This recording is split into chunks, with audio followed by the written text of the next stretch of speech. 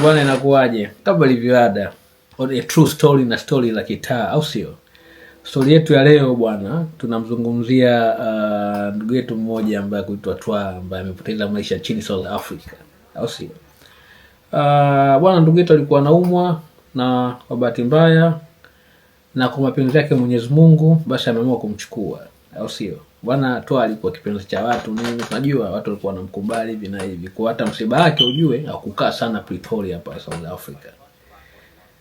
Na watu wamejitolea, wamesafirisha mwili. Lakini kabla ya kusafirisha mwili, unajua yani kawaida ya bongo nini, mwenzetu unapofariki kuna kikao nini, masuala ya michango, unaelewa?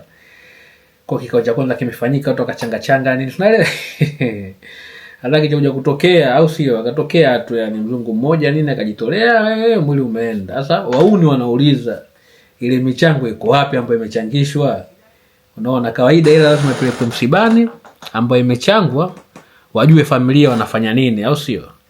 Kwa wauni wameenda kuzika, wanapata full information kwamba bwana kuna mtu fulani ndo kaleta mwili hapa. Sasa je, ile michango iko wapi? Sikiliza wauni za wanapopakazia ujue. Sometimes muuni anaongea point, anaelewa yani. Sikiliza wauni wanapoongea.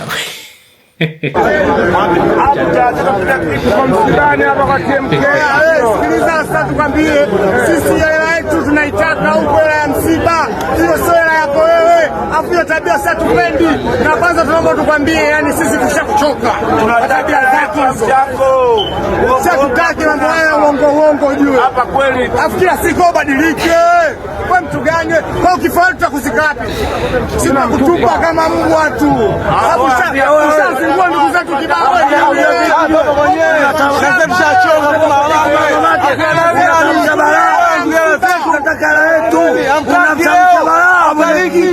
Aondoki hapa mpaka sisi tupate hela huko, tunamwacha mwenyekiti. Nataka dojo kutumia hela msiba, au sio? Atusha hapa tunataka hela yetu hiyo. Hiyo hela itumwe hiyo. Bali sana wauni, au sio? Kwa sababu kwenye point wanaleta point na kwenye fact wanatia fact vile vile yani. Wauni hawataki kona yani ile hawajamtaja mtu jina, lakini kama ni mhusika message sent yani, au si? Alafu kuna maneno fulani wanatia ni bwana, big up sana wauni. Lazima tushikamane, tutokomeze uuni kama huu kwenye masuala ya misiba nini, tunajua bwana. Japokuwa wanasema kufa kufaana, lakini haki inabidi itendeke. Wewe big up sana wanangu, kama hili tukio kweli limetokea, kama wana wameminya hela za msiba sio nini, maana hapa nimeshindwa ni kiongozi tu. Mimi sielewi. I don't care. Ila naongea tu jamani. Misiba tusitumie kama fursa, au sio? Kama wauna muongea ukweli na kweli kwa kitu kimetokea, basi walofanya hivyo kavu tu. Big up, nimemaliza sana, au sio? Bwana saluti, au sio, kwa mabaharia ambao mmeishi na mmeenda kumwakilisha ndugu yetu msibani. Babu kubwa sana. Babu kubwa sana. Huo ndio ushirikiano.